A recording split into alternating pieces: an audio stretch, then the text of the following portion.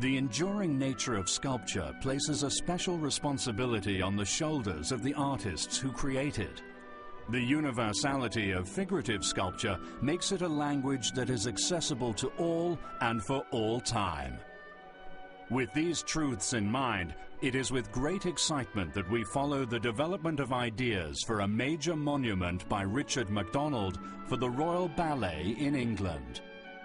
There are pivotal moments in history when something precious can be lost, if not for the intervention of an individual.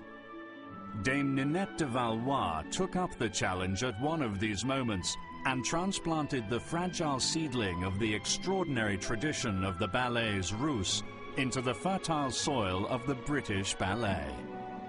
British dance today owes its strength and its vitality to the untiring life's work of Dame Ninette de Valois. In her words, we hear her philosophy.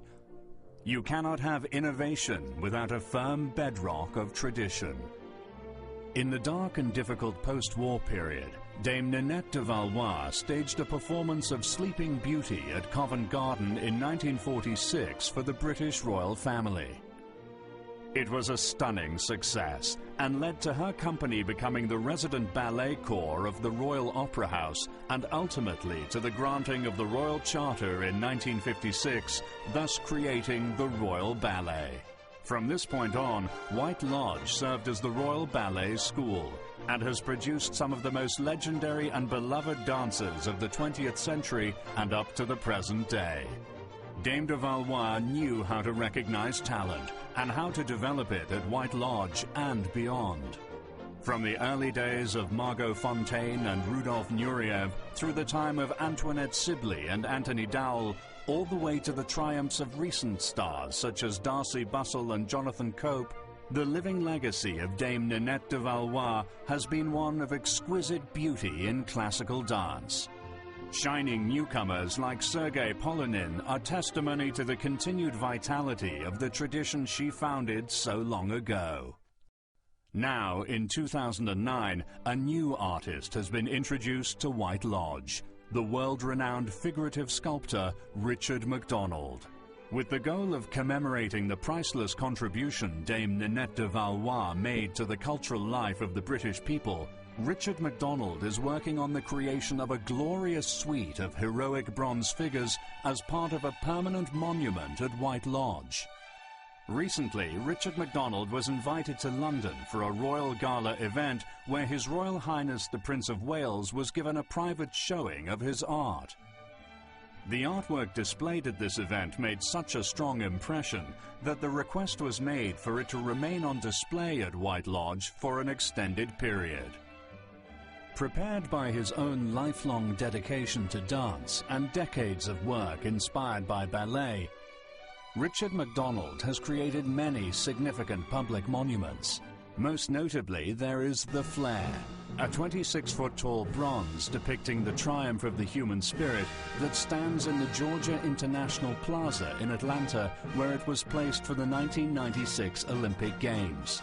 In 2000, Richard MacDonald's Momentum, a 15-foot-tall bronze celebrating the 100th anniversary of the U.S. Open golf tournament, was dedicated in Pebble Beach, California. Award-winning works like the magnificent Nureyev, Doves, and Flight in Attitude record the artist's fascination with the beauty of dance.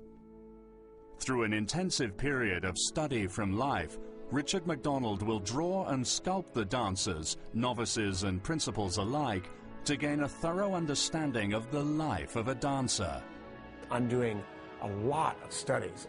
I'm doing sculpture every day, studying the different kinds of dance, the different movements, understanding what a penché is, what a penché passage is, and going through that process. So I start with a quarter life-size subject matter because that's easy for me to work. It's small, I can do it a lot quicker. With this, I will start deciding in my mind which of these move me. I don't know exactly why.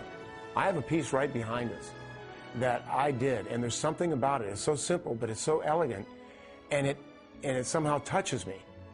That's the way the creative process works. I allow it to talk to me.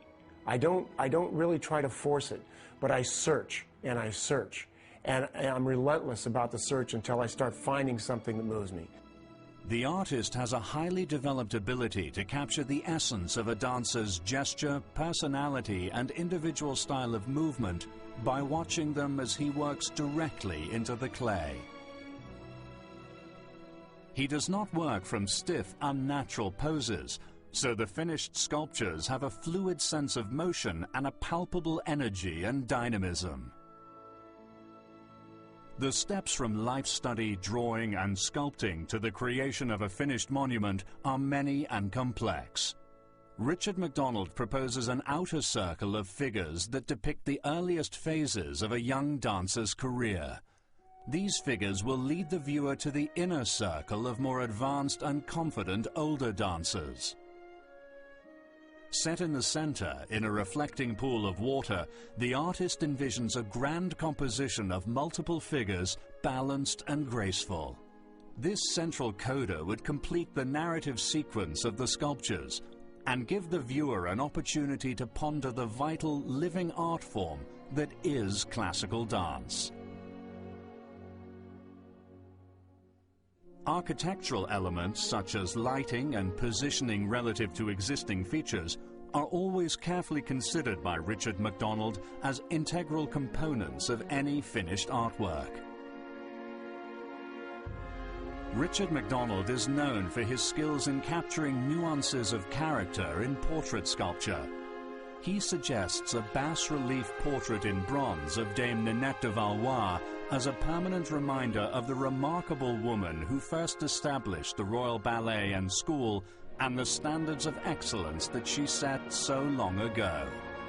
It is fitting that Dame Ninette de Valois be memorialized by a work of art worthy of the artistic legacy she left behind. This is to celebrate the people, the Royal Ballet, the significance of dance, the significance of the Royal Ballet in dance, and then at the end, the significance of Dame Ninette de Valois, who created this entire thing herself. As dancers come to White Lodge, full of youthful dreams, many generations from now, it is hoped that Richard MacDonald's monument will be there as the voice of Dame Ninette de Valois, urging them to dedicate themselves wholeheartedly to their art and reach for excellence in all they do.